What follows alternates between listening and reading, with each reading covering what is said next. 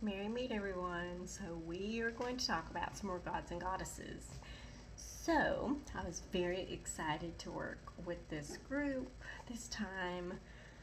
It was super interesting to read about them, research, all that good stuff. You get what I'm saying.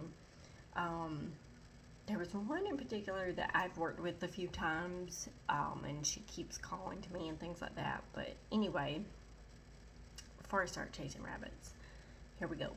So, the first one we have, hopefully you can see this good. I'm trying to scoot it closer so you guys can see better, kind of. There we go. Okay. So this one is, and again, if I'm mispronouncing something, let me know. So this is Verdandi. She is one of the three Norns, or fates, destiny, however you want to say it. She represents the present moment, or the coming into being or happening aspect of fate.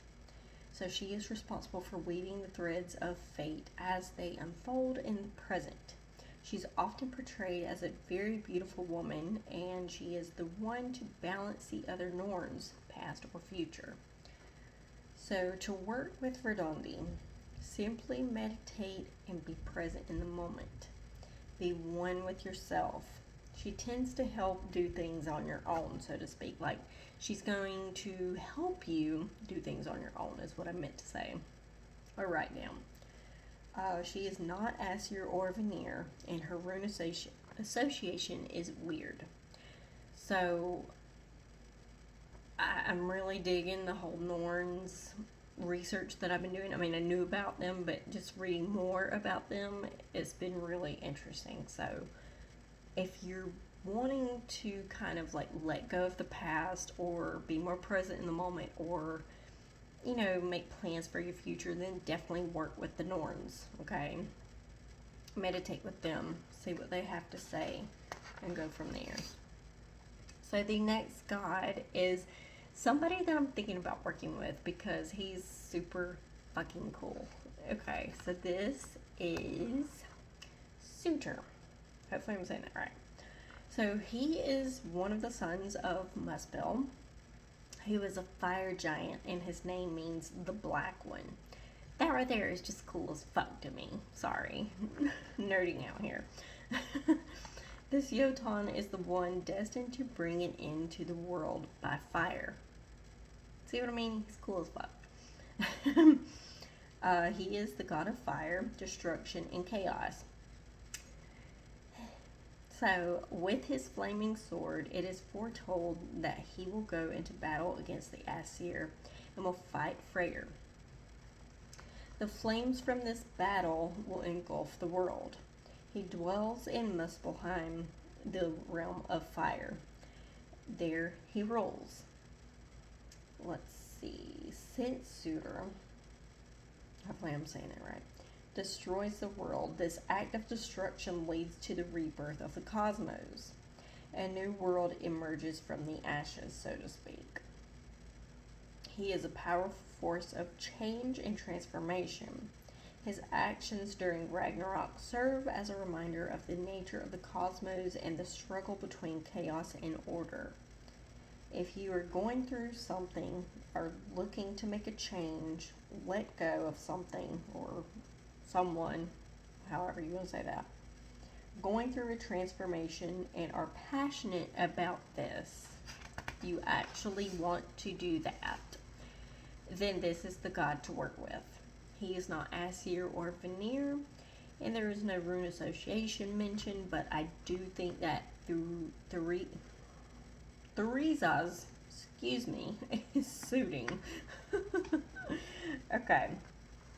So definitely a really cool god to study up on and work with if you so choose to.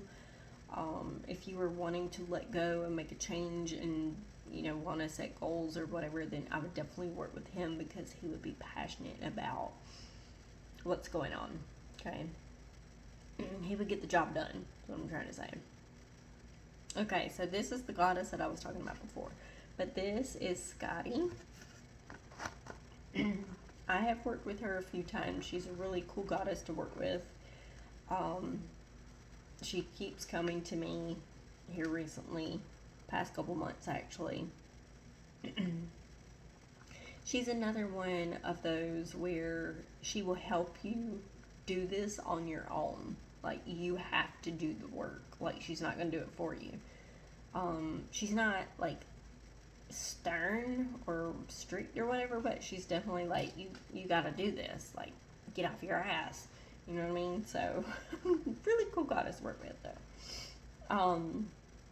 Skadi is a powerful goddess associated with winter, mountains, hunting, and skiing. She is Jotun and goddess, known for her fierce nature and connection to the harsh, untamed wilderness. You may see her in the snowy mountains with a bow and arrow, with skis reflecting her mastery of the wild. She is the wife of the god Nord. Hopefully I said that right. We already spoke about how they became married and how she sought revenge for her father's death in previous videos. Please watch previous videos if you want more information about these gods and goddesses.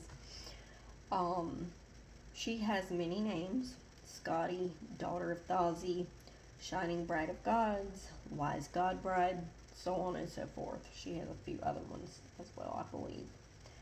Her name means shadow, damage, harm, or scathe. Excuse me. She inherited her hall, Threamheim. We're gonna go with that one. From her father, which means noise world, invoking the howling of wolves and winter winds. She embodies values, honor, retribution, strength, bonds, independency, and family. Sorry, my allergies are that's funny. Skadi is not Aesir or Vanir, but since she married Nord, she was kind of like adopted into the Aesir tribe, so to speak. That is how she became goddess, so to speak, you know. Okay, so unfortunately, her and Nord didn't last because they couldn't decide where to live. They tried, right? She hated the ocean and the seagulls making their noise and doing their thing. And he hated the howling wolves and the mountains, so they lived separately. There is mention that she is one of Odin's wives, and she has some of his kids or something like that, but I didn't go into detail on that part. I didn't dive into that. So I wanted to more focus on her and what she had going on and things like that. So her rune association is, of course, Isa. That's all I got on her. But yeah, there's some other stuff about her, but I was kind of questioning it, like the whole Odin and her thing or whatever. So I just didn't include that in here, but I did want to mention it, in case you guys wanted to dive in deep on that. Alright, so the fourth god that we have here, if I can get my hand to work, that'd be great. Okay, so this is Skirnir. Hopefully I'm saying that right. Is known mainly for being the messenger of the god Freyr. So his name means bright one. Freyr sends him to woo a giantess named Gardr. Yeah. At first, he's pleasantly trying to woo her in poem Skirnismal. I think that's in the prose Ada. Don't quote me on that one though. But then he threatens her pretty harshly with his magical wand, which makes her agree to be with Freyr. And he was really sweet at first, trying to, oh yeah, it's okay, you can come with me, come be with Freyr. All of a sudden he's like, bitch, you're coming, whether you like it or not. So I think the poem is really funny. Kind of fucked up in a sense too, because it's definitely a form of manipulation, but it's funny in a sense. So anyway, Skirnir may not have participated in binding Fenrir, but he did help the gods find dwarves to create the magical chain Gleipnir. So although Skirnir is very resourceful, he is willing to do anything necessary to achieve his goals, even if it is not always honorable. He's kind of a snake in the grass, but he's kind of a good guy. Don't really know. I'm kind of on the fence about what I think about him, because he can be one of those you just want to and then another time you're just like, whoa, this dude is cool. So yeah, anyway, chasing a rabbit here. Let's see. Skirnir is not Aesir or Vanir, but is Freyr's messenger, who is Vanir.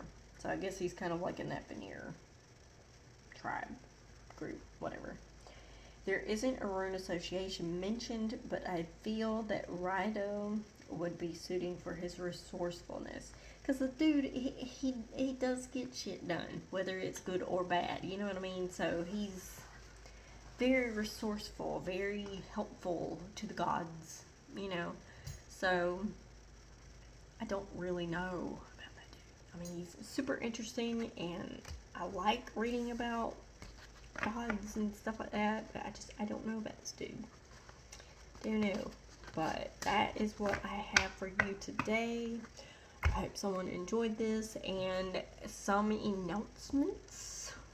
So next video, I'm about to make 3. So this was for the 16th. The next video is going to be for the 23rd, which is the new moon reading. And the new moon is, where are we at? New moon in Taurus. Oh, it's a new super moon, my bad, in Taurus. So that will be on the 27th. And then the third video is going to be for the 30th, and it's going to be another group of gods and goddesses, and I am super, super excited to tell you guys about these gods and goddesses coming up, because they were really interesting to write about. A lot of information. It's going to be probably a little bit longer than this video, just because I'm giving a little bit more information. But I hope that you guys enjoyed this. I hope you got something out of it. And I will see you next time in the next video.